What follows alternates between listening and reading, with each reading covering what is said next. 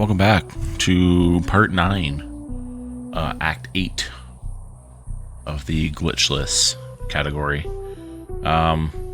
Small jump since the end of the last video. We just kind of made our way over to the east, to the continent, and then I hit the save point there. So that's all that happened between the end of the last video and here. This should be a relatively short video. Act 8 is pretty short. We just have to go through Derelict Factory, as well as the Cerulian Expanse, and we'll have one boss to do. So let's begin. We have a lot to talk about in the factory.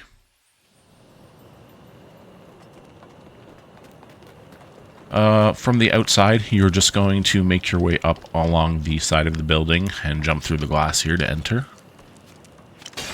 And immediately jump down and kind of climb right beside the stairs there. You can jump down from the top, hit the switch. And we have a switch over here to the right that we need to hit.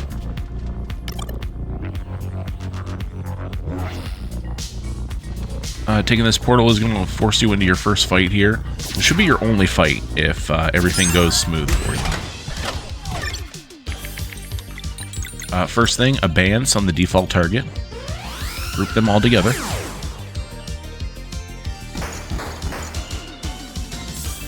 Missed the timing on that. I don't know how much that's going to affect us. We'll see.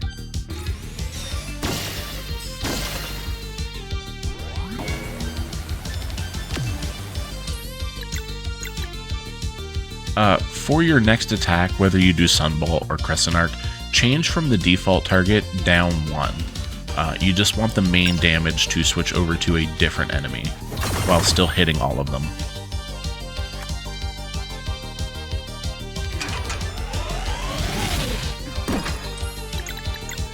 And then Sunball on that same target that you just hit, to hopefully clean it all up. So because it missed the timing, it looks like this guy's probably just kind of holding on with a few HP. Hit the console and then climb up and immediately to the left. Just kind of make your way back down to teleport to that new area. There's a piece of armor off to the right hand side here if you want to pick it up, but really it doesn't give a very big boost.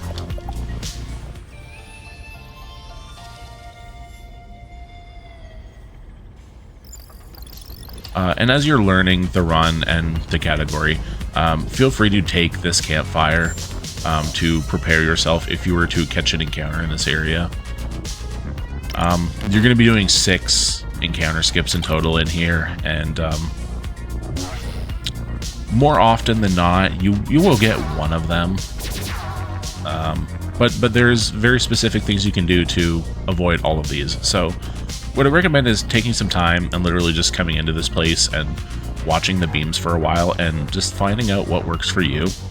I'll call out what works for me on each of these beams, and hopefully that kind of helps you out. So for this first one, what I normally watch for is, the first thing I look for is both of them to go up in the corner. So there's kind of like some ticks that I'll count out when I see this happen. So I'm watching the beam to kind of hit the wall, like the right hand wall there, and I'll kind of just tick that out as corner, wall, me, wall, space, wall, wall, corner.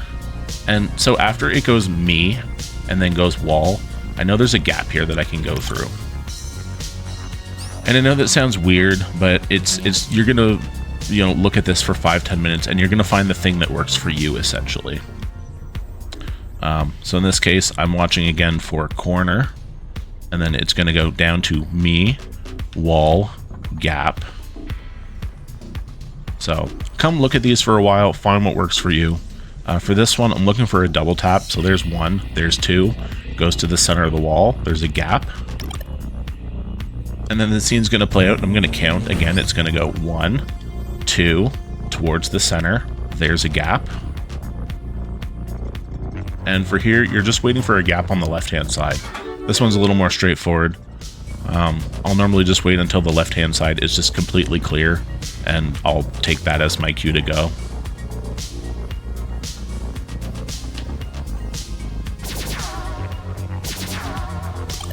So with your crane operator ID, you can start moving things around now. You could do right first, you could do left first, it's up to you. I'll normally do left first. This is kind of the more dangerous section of the two, so put your telepad over there, head on over, and we'll go talk about the next room. This room is my least favorite. If I'm going to take an encounter, I mentioned earlier, more likely you'll get one encounter. It's usually this one, and this is the one you want to get the least, because it's 2 drone bots, you got potentials for hex shields, and it's just an awful fight. But for me at least, this is kind of like the tightest one. What I'll normally pay attention for here is when there is this gap that occurs on the left-hand side and everything kind of goes to the right. There's kind of 2 times that this happens per cycle. And on one of the times, you have kind of this safe leeway room to move through, but on the second time of the cycle, you don't. So it's kind of a matter of identifying where the non-safe cycle was and then going in the cycle after that. So everything moves to the right, not safe. Everything moves to the right, not safe. Everything moves to the right. That one looks safer. Kind of watch for these gaps when everything moves to the right. So everything looks safe there. This one I would expect will be not safe when it moves to the right. And if you need to, kind of exit and reset the room, because that will kind of reset what's going on, I believe.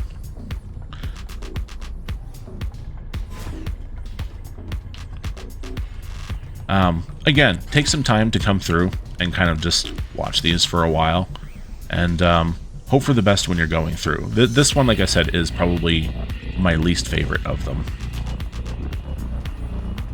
So you're going up for this one and this one, and kind of watching for that pattern again as you go to exit.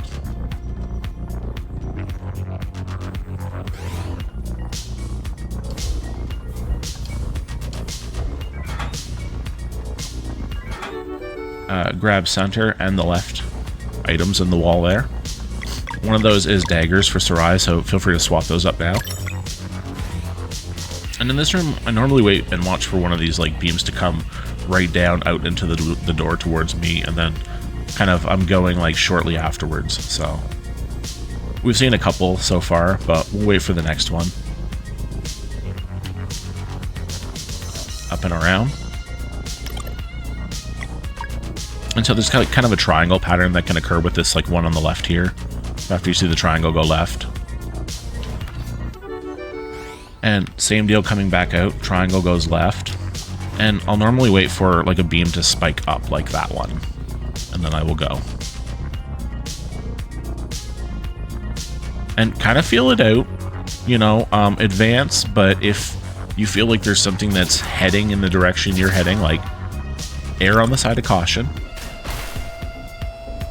Practice makes perfect in this area, so highly recommend just take some time and come practice each of these rooms, and just come stare at those beams for a while.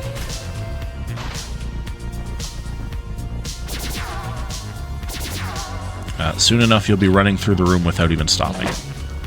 In here, you can grapple the wall, and when you hit the switch, you're going to want to wait a second, because if you grapple too soon, you're going to end up going to the wrong platform. It's just a little bizarre. You can actually go just a little too fast in this room. So you jump down, wait for those beams to pass before you go through.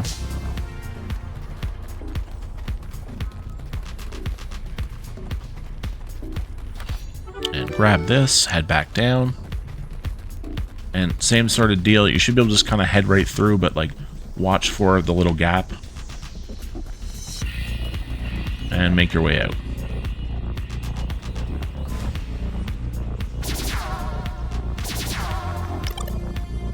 So now we're going back to the center room for one last little piece of the puzzle.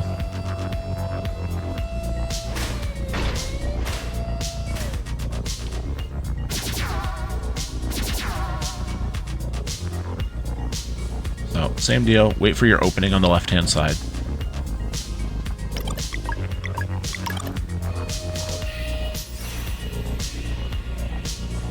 You can kind of yellow down the center there if you're really feeling it, but I'll normally just wait for my gap on the left-hand side.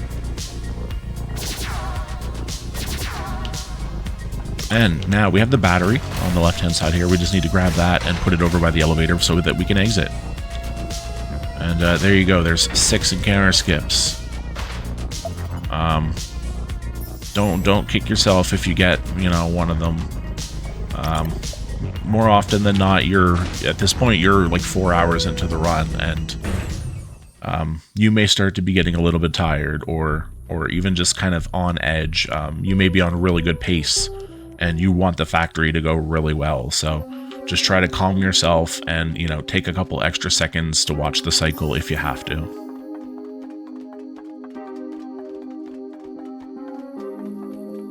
In Repine, here's where we really start to see things pay off. So don't go too crazy here with your selling, right?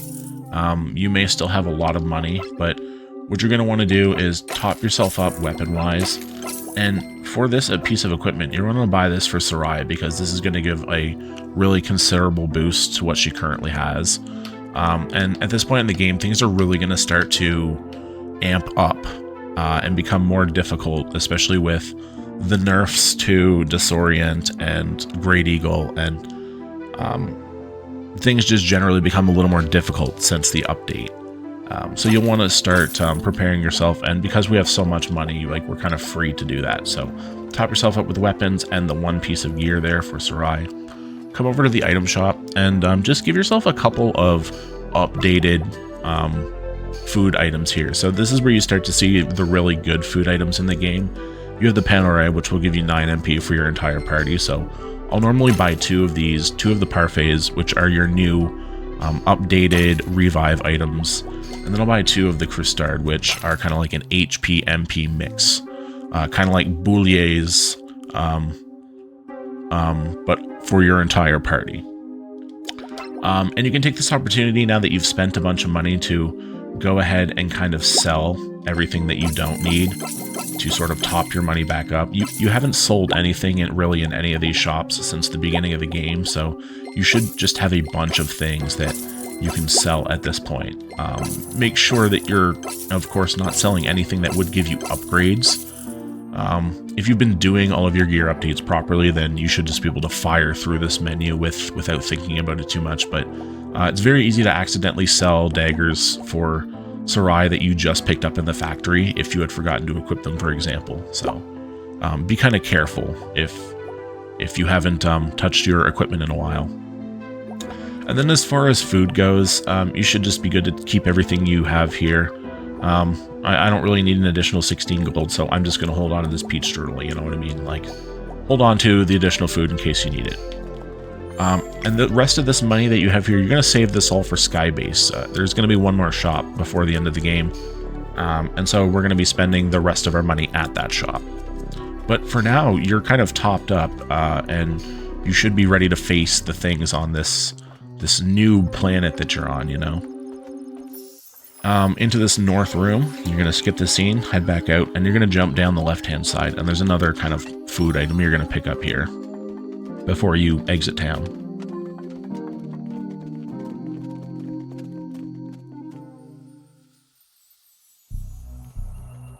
So store lights there, it was a purple light and a green light for the stores. And in the Cerulian Expanse, you have a very specific path that you need to go through. There's kind of like a puzzle that you would go through to sort of figure this all out, but have it written down or follow the note set and memorize it, and you'll be flying through. It's no fights, just again a very specific path that you have to take. And if you take the path incorrectly, it will reset on you. So try not to lose focus when you're moving through the area.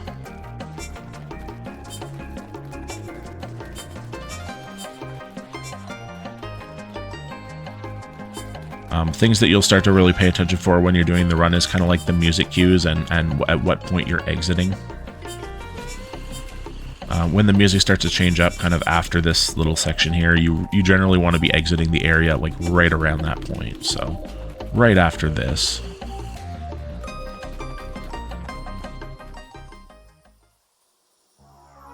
The more of that part of the song you hear, the slower you know you went.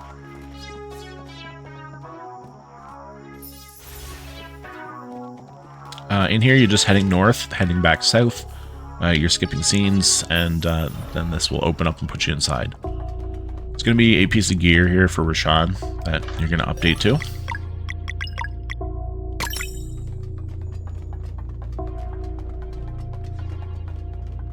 And there's like a little sparkle here. There's a couple of these in this building where there's just kind of little sparkles where you can just kind of pick up a money item. Feel free to quickly grab those. And here we have our Medusa fight. Now, this fight used to be on a script and it was very easy to follow. Since the update and since Disorient's nerf, this is a very frustrating fight now. There is still a script in the note set that you can follow along with, but you may need to improvise a little bit kind of as you get towards the end of the fight, just based on the amount of heals that he throws out and what you were and weren't able to break. So I'm not going to really note out everything that happens here, but again, there is a note set and a script that you can follow for this. You just may have to improvise a little bit towards the end of the fight. So starting out, we're just going to build some live mana. And we're kind of aiming towards 3 boost Moonerangs as much as possible. We want to break this lock here if we can.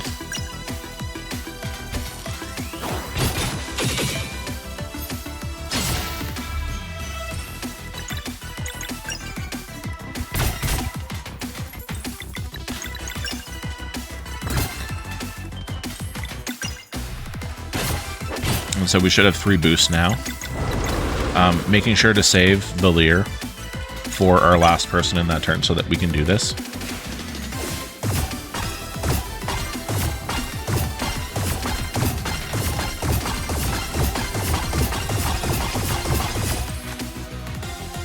So at this point, you would just want to continue the process of getting live mana out so that you can prepare for the next 3 boost Moonerang.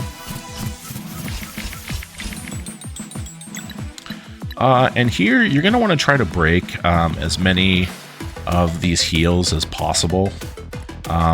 So what you may want to do is attack one of them with Sarai, for example, and then go in with like a dash strike just to break as many locks and try to break at least one of these heals.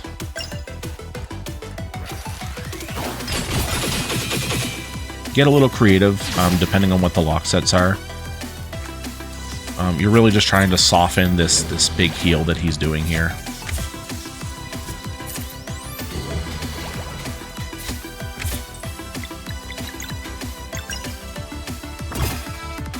And at this point, we're sort of just disorienting to push him into the next cycle of turns. That's kind of like the main purpose of Disorient now, that it no longer pushes the timer back to 2. So we're going to continue with boost. We need one more boost.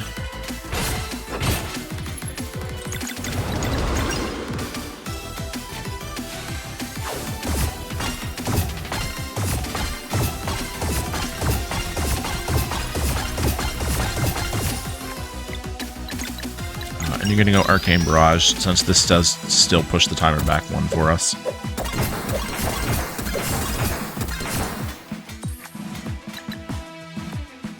And then from here, you should be able to Rashawn Ultimate, and that's going to do some good damage, heal out your party. If anybody needs healing, particularly, make sure you have them out when you do this.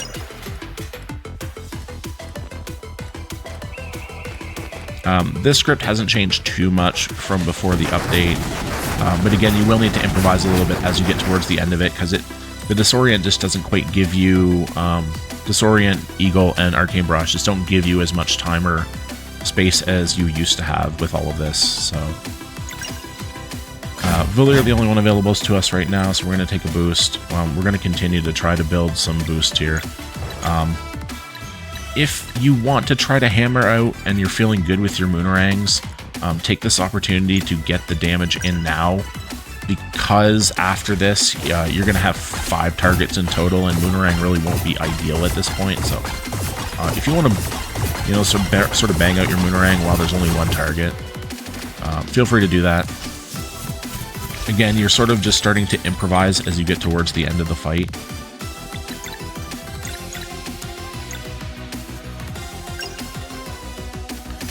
The red ones do a fair amount of damage, so try to focus on those if you can. The red and purple ones are particularly dangerous.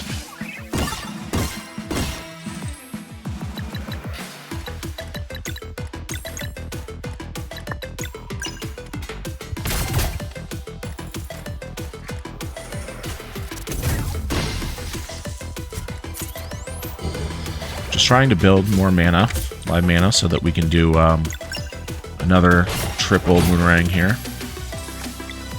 We got 2.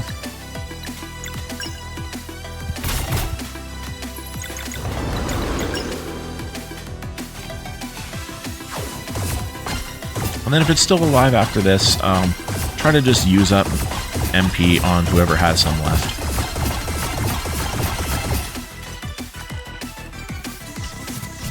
You could do something like another Arcane Barrage, perhaps.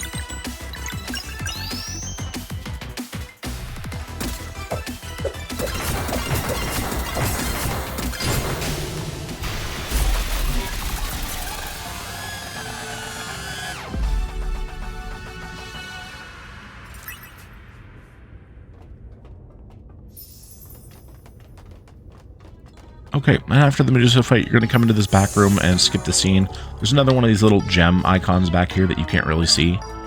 So go ahead and pick that up for just a little bit of extra money.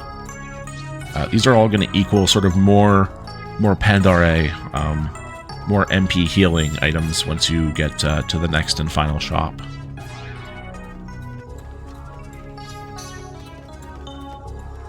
And you may notice we have a new addition to our party now. We've got a, Best, our pink smoky friend in glass.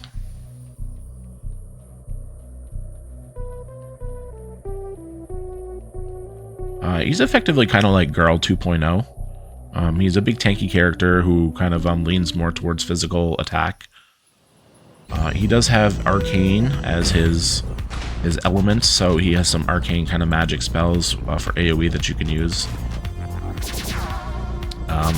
Which will come in handy for a couple of fights a little bit later. For the time being, if you want to take a sec to kind of equip him and just kind of give him whatever you have, go ahead and do that. And you're going to go back through the factory real quick, head back on your boat here, and you're going to sail to the northwest, kind of up and through. Towards the front of this island here, there's going to be a dock that you can land in. And that's going to mark the beginning of our next location. And the end of Act 8 is a pretty short one, so we'll go ahead, we'll take a rest here, and this will be the end of Act 8. We'll see you in the next video for Act 9. Sancrospire. Sancrosanct Spires. Ugh, that's a tongue twister. Anyway, we'll see you there.